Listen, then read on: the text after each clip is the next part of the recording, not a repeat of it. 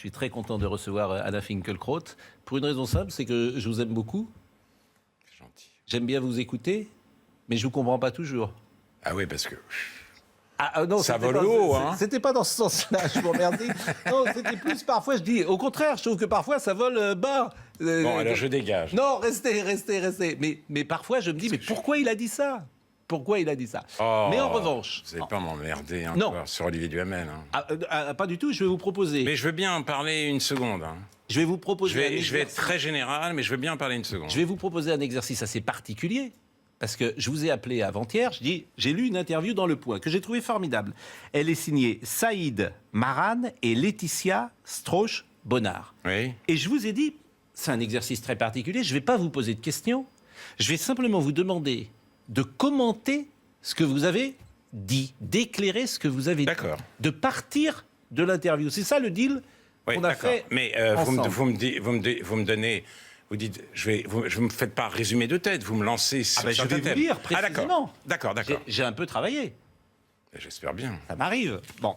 Vous ne comprenez pas toujours parce que vous pensez que c'est ça que je déconne, que... Non, alors je me dis pourquoi il se... Vous avez Rio folle et vous pensez que je déconne. Bah, ça, franchement... Je dis pourquoi il se met... Bon, alors, voilà. On va aller voir. Je vous lis la phrase. Dans le cas d'Olivier Duhamel, c'est ce que vous dites, puisque je rappelle que... Tout le monde le sait, vous étiez sur LCI avec David Pujadas, et puis vous avez fait une intervention qui a été mal comprise ou qui a été mal dite, hein, peut-être, et la chaîne vous a écarté. Vous dites, dans le cas d'Olivier Duhamel, je n'ai pas raisonné en avocat, mais en juge. J'ai opposé à l'impatience de la justice populaire les distinctions et les scrupules du droit. Je n'ai pas voulu nier le crime, j'ai cherché à le spécifier. Et vous avez ajouté, TF1, n'écoutant que son courage, a immédiatement choisi de leur donner satisfaction. Alors, avant de vous donner la parole, là, je me dis, c'est ce que je disais en début, je dis, mais pourquoi il dit ça? Là, il n'y a pas de place pour la nuance. C'est qu'Olivier Duhamel a une relation avec son beau-fils, qui est un jeune adolescent, et c'est criminel, c'est horrible. Donc, il n'y a pas de place. Donc, pourquoi cherche-t-il à nuancer? Vous allez voir.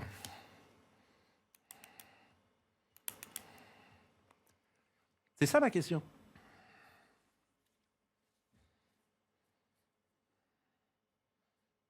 Monsieur Finkielkraut? Je vais répondre. Tout de suite, là? Ça oui. a commencé? Ben oui, ça a commencé. L'émission a commencé? Ben, on est à l'antenne depuis 5 minutes. Mais, excusez-moi, je ne savais pas que l'émission avait commencé.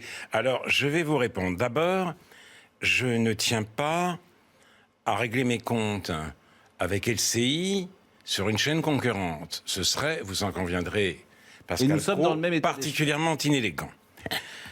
Simplement, je voudrais dire ceci.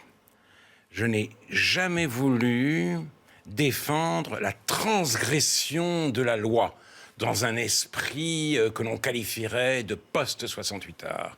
J'ai voulu, dans cette affaire, défendre la justice, c'est-à-dire la loi et le droit, contre l'instinct justicier, ses approximations, ses amalgames, son impatience. L'instinct justicier... Nous vivons, a dit une journaliste, au moment de cette affaire, une révolution culturelle. Dans une période révolutionnaire, la justice fait horreur à l'instinct justicier. Parce que la justice, par exemple, c'est le contradictoire. Or, le contradictoire apparaît nécessairement comme un affront aux victimes. Tout est joué à l'avance. On a compris, on n'a rien à dire et la sanction doit tomber. Alors, la sanction pour un homme dont le crime est prescrit, c'est la mort sociale absolue, et on demande à tous ses amis, on exige de tous ses amis qu'ils l'abandonnent, qu'ils le laissent complètement seul. Je constate qu'on n'a entendu aucun des protagonistes, et c'est tout ce que je veux dire. Je n'entrerai pas plus dans les détails, parce que je n'ai pas le courage de me payer le luxe d'une nouvelle campagne sur les réseaux sociaux. Mais c'est tout. Il faut savoir faire la différence, même dans le cas des violences sexuelles, entre la justice et l'instinct justifier. La justice, ce sont des gradations, ce sont des distinctions, ce sont des questions. Alors, et c'est tout ce que j'ai voulu j'entends, dire. mais cette argumentation sophistiquée, nuancée, j'ai peur effectivement qu'elle soit mal comprise. Je rappelle ce que vous aviez dit. Vous parlez d'Olivier Duhamel. Il n'a pas seulement commis un acte répréhensible, ce qu'il a fait est très grave, il est inexcusable. Donc il n'y a pas d'ambiguïté. Deuxième citation, lorsqu'on essaie d'examiner les faits de pédocriminalité et qu'on se demande y a-t-il eu consentement, à quel âge ça a commencé, y a-t-il eu ou non une forme de réciprocité, on vous tombe immédiatement dessus. Je me dis, mais pourquoi vous dites cette phrase-là ? Mais pourquoi je dis cette phrase-là ? Parce que c'est ce que fait le droit. Oui. Le droit demande l'âge. L'âge exact, où ça a commencé. Le droit demande s'il y a eu violence verbale ou violence physique. La justice, c'est ça. Alors évidemment, aujourd'hui, l'émotion est telle que les règles, depuis que je me suis exprimé, ont changé. On différenciait le viol et l'atteinte sexuelle. Maintenant, il y a viol, quelle que soit l'attitude des deux, pour les moins de 15 ans. C'est vrai, d'accord, j'en prends acte, mais c'est tout ce que j'essaye de dire. J'entends bien. Encore une fois, je ne veux pas revenir sur cette affaire. Je dis simplement que quand on aime la justice, on doit aussi aimer les formes de la justice. Je me souviens, par exemple, au moment où le mouvement MeToo a éclaté, ce sont des juristes femmes menées par Marie Dosé, qui ont dit attention, la présomption de culpabilité, c'est autre chose que l'affaire Duhamel. Hein, c'est autre chose. La présomption de culpabilité ne doit pas remplacer la présomption d'innocence. On l'a vu avec MeToo, surtout aux États-Unis. Vous êtes dénoncé sur les réseaux sociaux, votre carrière est morte. Je suis d'accord, mais on a envie de dire, vous dites mais non, ça, ce n'est pas comme ça que la justice passe. On a l'impression, quand vous dites ça, que c'est une façon de nuancer le crime, en l'occurrence d'Olivier Duhamel, et qu'au fond, vous vous défendez entre vous. C'est la gauche caviar qui peut se défendre. C'est cela qu'on entend aussi. C'est absurde. Cette histoire de gauche caviar est absurde. Cette histoire de gauche caviar est absurde. Écoutez, d'abord, on n'a pas à généraliser. Hein, on n'a pas à généraliser. Vous savez, par exemple, que Éric Drouet, l'un des chefs, un leader que les Gilets jaunes, qui n'acceptaient pas de représentants, se sont quand même reconnus, a été condamné, je crois, à 5 mois de prison avec sursis pour des faits de violence sur son beau-fils. Voilà. Imaginez qu'on dise, regardez, voilà, les Gilets jaunes, c'est tout ça, c'est cette violence. Pas ce que je dis. On l'a pas dit. On l'a pas dit. C'est-à-dire, on n'a pas généralisé. Moi, je n'ai jamais fait partie de ce qu'on appelle la gauche caviar. J'ai même été considéré comme un adversaire par cette gauche caviar depuis 1987, depuis l'apparition de la défaite de la pensée. Mais je déteste ce genre de généralisation. On a d'autres critiques à formuler si on le veut. C'est intéressant d'ailleurs, je répète, hein, le deal qu'on avait ensemble, moi je vous lis les phrases que vous avez écrites et puis vous pouvez les commenter. Vous dites également, j'ai eu tous les soutiens dont je pouvais rêver, comme cette pétition signée par Mona Ozouf, Claude Habib, Pierre Nora, Philippe Reynaud, Pierre Manant, Rémi Brague, Jean Clair, Elisabeth Lévy, Patrice Guénifet, Bérénice Levet. Vous dites c'est la Dream Team, Marcel Gauchet. J'ai certes perdu l'estime de Martin Bouygues, mais malgré tout, ce coup dur, je ne me suis pas senti abandonné. Martin Bouygues, il vous a appelé d'ailleurs ? Non. Il vous a pas non, mais d'après ce que je crois savoir, la décision de mon élection extrêmement rapide vient plus même que de LCI, des patrons de TF1. Voilà. Alors, comme ils ne sont pas là pour répondre, vous l'avez dit, ça ne serait pas inélégant de notre part. Ça serait pas ce que j'aurais souhaité, si vous voulez, c'est qu'on me laisse m'exprimer la semaine suivante pour que je lève tous les malentendus, parce que j'ai été attaqué sur des extraits. Nous vivons aujourd'hui, non pas sous la domination des médias, mais sous la domination des réseaux sociaux. Et les réseaux sociaux, c'est la culture de l'extrait. On prend un morceau et on dit, regardez ce qu'il a dit, c'est le complice des pédocriminels. Je ne suis le complice de rien du tout, et surtout pas de ce genre d'acte. Je suis d'accord, mais il faut aussi que les patrons soient solides et vous défendent. Ça peut exister, des patrons courageux et solides qui vous défendent. Ah, c'est ça vous peut qui, exister. c'est vous qui dites, moi je n'entre pas dans ce genre de... Je vise Oui, personne, bien évidemment. Et là, ce qui m'intéresse d'ailleurs, parce que cette phrase est importante, c'est la grande surprise de l'époque, une presse qui brandit la liberté d'expression quand il s'agit de défendre Charlie, mais qui la combat au jour le jour au nom de ce qu'elle doit être la morale. Et vous dites, on a dit que ma déclaration sur l'affaire du Hamel était contraire aux valeurs de TF1. Oui, c'est ce qui m'a Donc vous été êtes dit. contraire Et les aux valeurs valeurs, de TF1. c'est le Alors, nom... TF1 a des valeurs, c'est ça qui est Oui, c'est le intéressant. nom pompeux et idéologique et mensonger Oui. de la normalisation idéologique de la vie intellectuelle. Mais je vais aller un peu plus loin. En effet, on a envie, dans certains médias, d'écarter les mal-pensants. Ceux qui ne sont pas tout à fait dans la ligne, dans le mainstream, qu'on croit être notamment l'opinion dominante.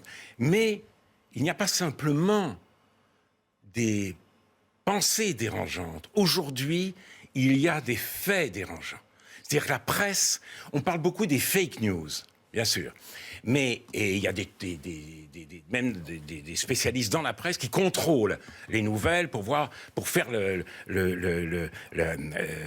différence entre l'info et l'intox. C'est ce que fait Libération, très bien. Mais il y a aussi des non-news, c'est-à-dire des faits qui n'accèdent pas au stade de la nouvelle. D'ailleurs, vous le vivez vous-même parce que Mais bien sûr, je passe en permanence. Vous essayez d'y remédier. Mais bien sûr. Je dis, Vous regardez, essayez d'y cette remédier. info, personne ne la verra, vous la verrez que chez nous. Voilà. Mais il y en a une qu'on n'a même pas vue chez vous, et ça, je trouve ça très révélateur, et ça me mettra peut-être sur la piste d'un autre thème de cet entretien du Point, c'est l'islamo-gauchisme. Moi, le soir, après une bonne journée de travail, j'ouvre la télévision et je zappe un peu, pardonnez-moi, Pascal Praud, entre les chaînes d'information. Il m'arrive d'échouer sur I24, parce qu'il y a des choses qui m'intéressent. I24 News. Oui, I24, disent-ils. On peut quand même dire I24. Donc, sur I24, j'apprends, et je ne l'ai pas vu ailleurs, et surtout pas dans la presse écrite, que les murs de Sciences Po Oui. ont été tagués avec des inscriptions antisémites Hier. d'origine très claire, il y a 2-3 jours. Oui, c'est ça. Moi, j'ai vu le tweet de Bernard-Henri Lévy passer, vous avez parfaitement raison. D'origine très claire, puisque Et personne n'en a parlé. les sionistes y étaient traités de koufars. Exactement. Donc, ce n'étaient pas des identitaires. Vous avez raison. Personne n'en a parlé. Vous avez Alors que des tags sur un lieu culturel musulman à Rennes ont fait la une. Très justement. Oui. Gérald Darmanin s'est déplacé. Il ne faut tolérer aucune dérive de ce type contre les musulmans. Mais contre les juifs non plus, notamment quand ça vient, semble-t-il, des islamistes. Mais l'islamo-gauchisme, c'en est une des définitions. L'islamo-gauchisme, si vous voulez, qui évidemment n'existe pas, eh bien, est fondé sur 2 identifications abusives. La première, c'est de dire que les musulmans immigrés ou enfants d'immigrés sont les prolétaires, les damnés de la terre d'aujourd'hui. Les ouvriers ont trahi leur mission, s'étant embourgeoisés ou même choisissant le Rassemblement national, on va chercher et faire de lance de la révolution possible là. Deuxième identification abusive, les musulmans sont les juifs d'aujourd'hui. Ah, c'est-à-dire, ils sont persécutés comme les juifs l'étaient dans les années 30. Si on veut tenir ce discours, il faut évidemment occulter complètement cette réalité pourtant aveuglante d'un antisémitisme islamique. Et donc, dès qu'il se manifeste, on fait en sorte qu'il n'existe pas. Ou alors, on en arrive même à l'excuser en disant, ma foi, c'est à cause d'Israël, de la politique des Palestiniens, etc. Donc on renvoie la culpabilité vers Israël, les Juifs, Et là où ou vous avez l'Occident raison, en général. c'est que les médias choisissent leurs victimes et choisissent parfois leurs procureurs, disons-le, ça c'est incontestable, on le dit sans arrêt. Bon, on a terminé le chapitre, si j'ose dire, TF1, et puisque vous avez parlé de l'islamo-gauchisme, c'est intéressant, puisque on va également sur ce qu'on appelle les woke autoproclamés, ont méthodiquement détruit ce qui restait d'humanité dans l'université américaine, écrivez-vous. Antiracisme délirant, néo-féminisme dévastateur, culte des transgenres, l'université américaine n'enseigne plus, elle endoctrine et la France est en train de prendre exactement le même chemin. Alors, en parlant de l'islamo-gauchisme dans l'université, Frédéric a fait ce scandale, etc. Moi, ce qui m'intéresse là-dedans, c'est les minorités actives ont pris le pouvoir. Bon, Et par définition, elles sont à la fois minoritaires et elles sont actives. Comment on fait pour les contrer ? Quelle est la solution que vous proposez ? Puisque nous, médias, on tombe à bras raccourcis là-dedans. Écoutez, c'est d'autant plus difficile que ces minorités actives sont composées à l'université d'autant de professeurs que d'étudiants.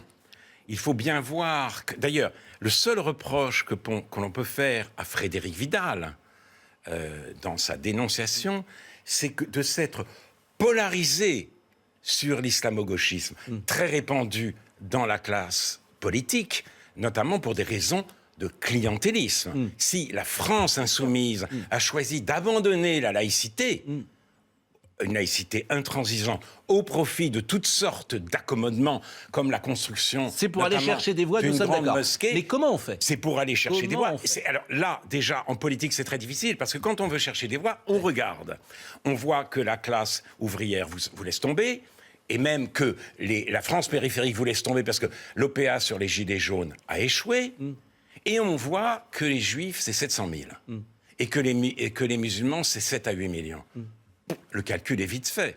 On perd, en effet, l'électorat juif et on espère en gagner un autre. C'est minorités actives. Et alors, dans l'université, il y a l'islamo-gauchisme, mais il y a aussi, et surtout, le décolonialisme, le néo-féminisme, c'est-à-dire on assiste à l'idéologisation des sciences sociales. Les sciences sociales, c'est une recherche. On veut savoir comment comprendre la société. Les woke ne cherchent pas. Ils ont déjà trouvé.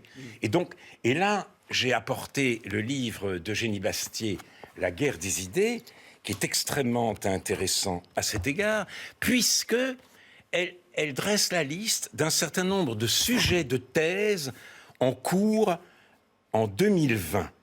De l'idée d'invasion migratoire dans les médias français, années 1980 à nos jours. L'islamophobie en France et dans les pays frontaliers. Bifurcation de genre, épreuves et réseaux de soutien des personnes trans. De la mauresque à la beurette, c'est un autre sujet. La fabrication d'un cliché médiatique, une question au croisement du postcolonial et du genre. Donc, vous voyez bien que dans le titre, il y a déjà... Nous sommes d'accord. Et c'est vrai dans le cinéma aussi, c'est vrai dans la fiction. Oui. Il y a des bons sujets, tu sais qu'ils auront des prix à la fin de l'année. Et ça va être... C'est pareil. Mais vous m'avez pas répondu, comment on fait ? Mais je ne sais pas. Ah bon, on le fait. On le fait. Qu'est-ce qu'on le fait ? Oui. On le fait en le dénonçant. Et oui. Qu'est-ce qui vous arrive quand vous dénoncez ? À peu près la même chose. Cette minorité active vous tombe dessus. Que quand on défend le droit dans les moments de révolution culturelle, vous êtes traîné dans la boue et on vous applique le label extrême droite.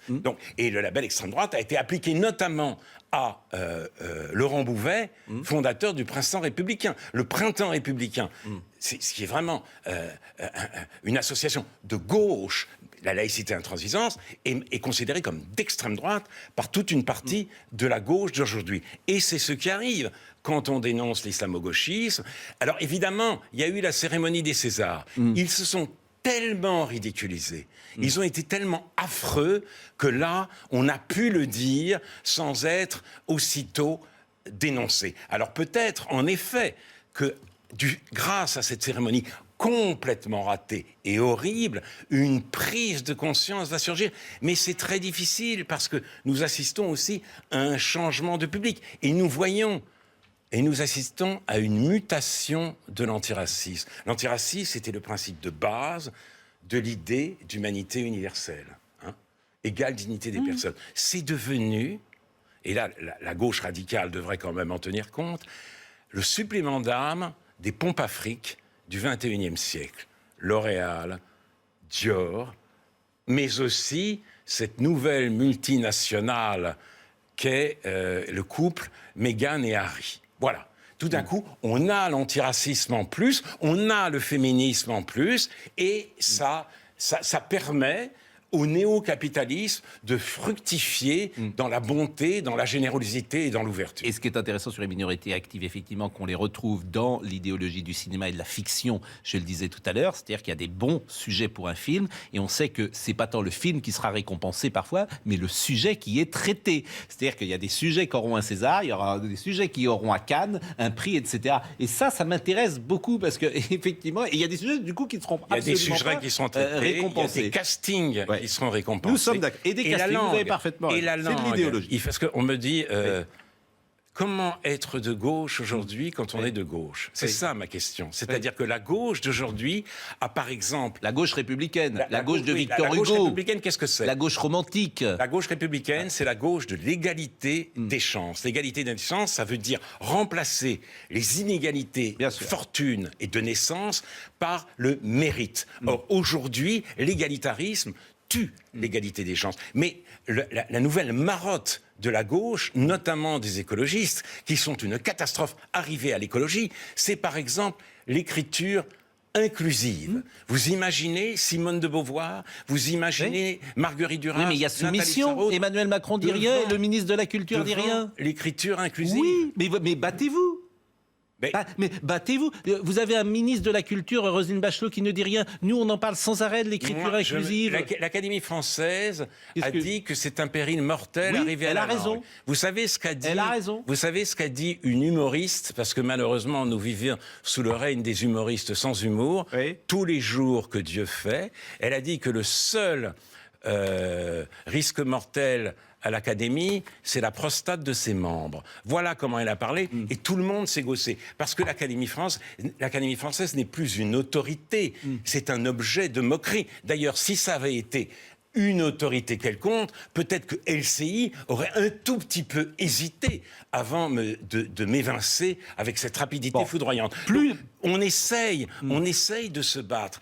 Et on devrait avoir les humoristes de notre côté, parce que l'écriture inclusive... C'est un drame, mais je suis d'accord avec vous. C'est une des choses de drôlerie absolue. Je suis d'accord avec vous. C'est une tragédie drôle. Je suis d'accord avec vous, mais c'est aux politiques de ne pas se soumettre. En l'occurrence, Emmanuel Macron, Roselyne Bachelot, ministre de la Culture, et ministre de l'Éducation nationale, Blanquer, et ministre de l'Enseignement supérieur, Vidal. A interdit l'usage de l'écriture inclusive. Mais à l'université, pardonnez-moi. Et à l'université, on s'en sert, notamment... Et Anne Hidalgo fait tous ses communiqués de presse. Notamment le directeur du CNRS, qui a été saisi par Frédéric Vidal pour faire une enquête sur l'islamo-gauchisme, mais étant donné qu'il est l'un des représentants de cette nouvelle gauche, alors bien entendu, il a protesté. Mais il nous reste 10 minutes. Il nous reste 10 minutes, je vais aller vite. De gauche quand la gauche est... J'entends bien. La gauche est devenue ce qu'elle est. Il nous reste 10 minutes et comme je vais aller vite et qu'on doit parler vraiment de choses importantes et notamment de la victoire du Paris Saint-Germain hier, ce qui est quand même plus important que ce que nous disons là, bien évidemment, parce que vous êtes un fan absolu du PSG. Donc je veux aller vite sur 2 ou 3 choses dans cette interview que vous avez donnée au point. Vous dites, et ça c'est très intéressant, face à la désintégration française, il y a le camp du refus et celui de la soumission. Tout ce que je souhaite est que le parti du refus ne soit pas dirigé par des gens infréquentables. Ça, c'est très, très fort de dire ça, parce que c'est un risque, effectivement. Oui, c'est un risque. D'ailleurs, Jacques Julliard, qui a connu une évolution qui ressemble un peu à la mienne. Bien sûr, mais il n'a pas évolué. Oui. Mais Régis Debray, pareil. Mais Elisabeth Badinter, pareil. Mais Jacques Julliard, c'est très intéressant, parce qu'il est resté ce qu'il était, mais... là où il a dû élire domicile pour ses grands éditoriaux, c'est Le Figaro. Oui. Mais c'est pas sa faute. Oui. C'était aux autres journaux. Mais c'est tous les gens du Nouvel Obs des années 80. Voilà. Et ils sont tous passés réac. Mais son discours n'a pas changé. Oui. Simplement, il est considéré comme réactionnaire, sinon pire. Comme moi. Quelle était la question, c'est... le refus ne soit pas par des gens infréquentables. Oui, alors justement, il appelle à une sorte de réflexe d'union nationale face au phénomène que nous vivons aujourd'hui. L'intégration devrait être notre objectif. Nous devrions nous donner les moyens de la réaliser, mais... L'intégration, c'est l'intégration à quoi? À la nation. Et le concept de nation disparaît. Je n'ai pas le temps de parler de la réforme de l'ENA. Je ne suis pas sûr d'ailleurs d'avoir tous les éléments en main. Ce que je constate, c'est que le mot national a disparu de la nouvelle appellation. Ce n'est plus une école nationale. Mais pourquoi ? La société ne doit pas remplacer la nation. La société, c'est l'état des lieux d'aujourd'hui. Mais la nation, c'est une histoire. Il faut que tous les membres de la collectivité se sentent partie prenante de cette histoire. C'est ça l'intégration. Alors, si on renonce en remplaçant déjà la nation par la société, on risque d'aller vers ce que Gérard Collomb prédisait, c'est-à-dire non plus des communautés côte à côte, mais des communautés face à face. Il faut vraiment sonner le branle-bas de combat, mais si on continue sous le régime des non-news, les événements trop dérangeants pour être traités, ces faits-là vont être recueillis, évidemment, par le seul parti qui en parle, et donc un certain nombre de gens de bon sens vont se tourner vers ce parti. Mais s'ils l'emportent, ce sera la faute des autres, absolument la faute des autres. C'est tout ce que j'essaye de dire. Sur Nicolas Sarkozy, là aussi c'est intéressant ce que vous dites, les juges se sont vengés des propos peu amènes que Nicolas Sarkozy a tenus sur leur compte, après avoir débarqué un ancien Premier ministre qui menaçait d'être élu il y a 2 ans, en 2017. Nul ne devrait s'en réjouir, et vous parliez du mur des cons. La France d'Edoui Plenel et du juge Tournaire est un cauchemar orwellien. Quand la justice se met au-dessus des lois, tout devient possible. Oui. La justice, elle est au-dessus des lois. Et vous défendez Nicolas Sarkozy de ce point de vue-là. C'est extraordinaire. On ne peut pas dire ça sans être accusé de sarkozysme, c'est pas une accusation, mais enfin, sans être qualifié de sarkozyste, donc de droite, voire d'extrême droite. Il ne s'agit pas de cela. Il s'agit d'un ancien président jugé au détriment de toutes les règles du droit. Le droit aura été finalement le fil rouge de notre discussion. Les juges cherchent à le mettre en examen sur l'affaire libyenne. Ils trouvent rien. Donc, ils appliquent la stratégie du filet dérivant. On va écouter ses conversations avec son avocat, on va trouver quelque chose. Ils écoutent les conversations avec l'avocat. Ils trouvent, avec des morceaux de conversation, l'indice d'une possibilité de quelque chose. D'un crime, d'ailleurs, ou d'un délit qu'il n'a pas commis. Et on voit le procureur du parquet national financier arriver le dernier jour du procès pour faire son réquisitoire alors qu'il n'a assisté à aucune audience.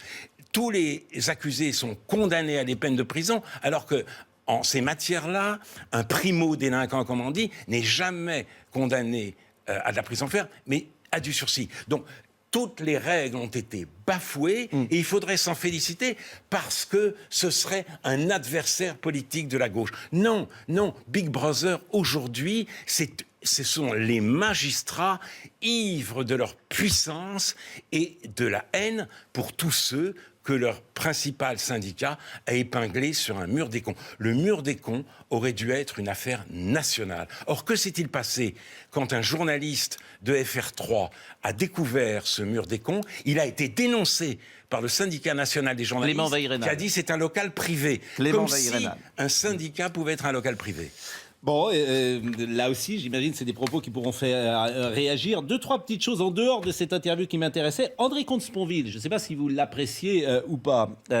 Il dit qu'une vie de 90 ans n'est pas équivalente à une vie de 22 ans, que la mort d'un homme de 90 ans n'est pas équivalent à la mort d'un homme de 22 ans. Je voulais savoir si vous étiez d'accord avec ça. Je déteste cette idée. Je trouve que c'est la gloire des sociétés démocratiques et civilisées que de traiter tous les gens à égalité.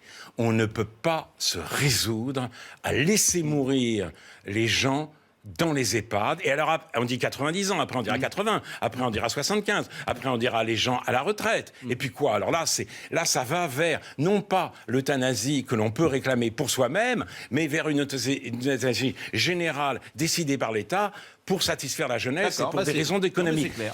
Vous ne partagez pas son avis. Je ne partage pas cette idée. Je trouve vraiment que la réaction des démocraties face au Covid, elle a été évidemment tâtonnante parce que c'est un événement imprévu et que la science elle-même est pleine d'incertitudes, mais il y a des règles de la civilisation que nous avons vu le respecter et nous devons nous en féliciter. Et dans Moi, ce- je vais avoir 72 ans, j'ai toutes sortes de maux, de maladies, mais j'aurais pas envie d'être chassé d'un hôpital si j'avais le Covid sur le thème « Ah ben non, vous êtes vieux, il faut Personne ne dit ça s'occuper non plus. des gens de 20 à 30 ans. » Personne Et ne mon dit ça fils non n'aimerait pas ça non plus. Bon, dans le très bon papier, je le rappelle, de Saïd Maran et Laetitia Strauch-Bonnard, on vous demande de parler de Dieu et de la mort. Et vous dites une phrase qui, peut-être, pour les téléspectateurs, est mystérieuse. La mort est de Dieu. Alors, c'est Steiner qui disait ça, qui est un grand esprit, magnifique esprit. Et j'invite tout le monde à lire Steiner, même si c'est pas facile de le lire. Mais on est récompensé par l'effort qu'il faut faire pour la lecture. Enfin, je parle de gens comme moi, vous êtes normalien. Mais moi aussi. C'est vrai que c'est un effort pour tout le monde. C'est différent pour un normalien qu'une autre personne peut-être. La mort est de Dieu et elle a dévoré son père. Et oui, Ça veut dire la quoi mort a vaincu Dieu. C'est-à-dire que la religion était là pour retirer à la mort son dard venimeux. Ça a toujours été très difficile. Bossuet disait cela, vous entrez dans une nouvelle maison, et en même temps, la Rochefoucauld disait que la mort et le soleil ne pouvaient pas se regarder fixement. Reste que elle remplissait cet office. Il y avait quand même la croyance dans l'au-delà. Cette croyance existe, mais à mon avis, elle est de plus en plus minoritaire. La mort a vaincu. Et en tout cas, est plus pour forte que moi, Dieu. je ne crois pas en Dieu parce que je crois en la mort. Un mot sur George Steiner. Il a eu cette phrase magnifique. Les grands livres nous lisent. Et ça, c'est ce que les woke ne veulent pas entendre. Parce que les woke, ils ne sont pas lus. Ils ont tout compris d'avance. Ils savent. Ils sont éveillés à toutes les discriminations. Donc, au lieu d'être lus par les livres, ils les convoquent, ils les mettent en examen. Ils disent alors, toi, t'es raciste. Toi, tu respectes pas les femmes. On va te faire une étude de genre pour déconstruire tes stéréotypes. C'est ça, les woke. C'est ça les woke. Et ça, c'est la fin des humanités dans l'Occident même qui les a fait naître. Alors évidemment, comme il nous reste, je regarde, 50 secondes, on peut terminer par le PSG parce que c'est un des paradoxes. Vous n'arrivez pas à ne pas aimer ce PSG Oui, je vous l'ai dit, qui est financé par le Qatar, qui avec une Coupe du Monde qui va arriver dans des conditions si particulières que l'on connaît, où l'esclavagisme a été mis en place. Mais vous adorez ce PSG. Le PSG a gagné hier. Et en fait, le supporter que vous êtes dépasse. Alors, non, c'est une contradiction intime, mais nous Oui. sommes des êtres pleins de contradictions. Il est vrai que j'aime cette équipe, j'aime ses joueurs, j'aime sa façon de jouer, surtout hier, et j'aime dans le football, si vous voulez, le rapport intergénérationnel. J'ai vu ça avec un ami, son fils et mon fils, et un autre ami de 36 ans. C'est-à-dire, c'était plusieurs générations. Ma femme assistait à de loin, mais avec un grand plaisir. Et c'était extraordinaire, parce qu'ils se levaient comme au stade, ils criaient, ils en voulaient à tel joueur d'avoir fait telle passe, ils n'en pouvaient plus des buts sur le montant de Neymar, et nous avons vécu 2 heures absolument délicieuses. Donc j'aime quand même, dans le football de manière générale, justement, c'est-à-dire la victoire sur le conflit de génération. Il n'y a plus de conflit de génération, et c'est vraiment très agréable à vivre. Eh bien, merci. Merci pour ce moment. On a parlé 30 minutes ensemble. Je pense que les téléspectateurs auront aimé, adoré, comme moi, de vous écouter, avec parfois, vous l'avez dit, vos contradictions, et parfois, je l'espère, vos éclaircissements, pour qu'il n'y ait aucune ambiguïté sur vos propos. Je vais Mais il remercier... n'y a pas d'ambiguïté, je le répète, je ne défends pas les violences sexuelles, je ne défends pas ce qu'on appelle la pédocriminalité, je défends le droit, rien que le droit. Vraiment, je vous remercie grandement. Je vais remercier évidemment Marine Lançon qui était avec nous ce matin, et Alexandra Thierry également qui était là, et ceux qui ont participé à cette émission dans la régie que je salue. Merci Alain Finkielkraut, vraiment merci beaucoup, et puis j'espère que vous reviendrez sur notre chaîne parce que votre parole est intelligente. Merci de votre accueil. Et elle nous permet effectivement peut-être de réfléchir Merci. davantage et mieux. Merci Jean-Marc Morandini, dans une seconde.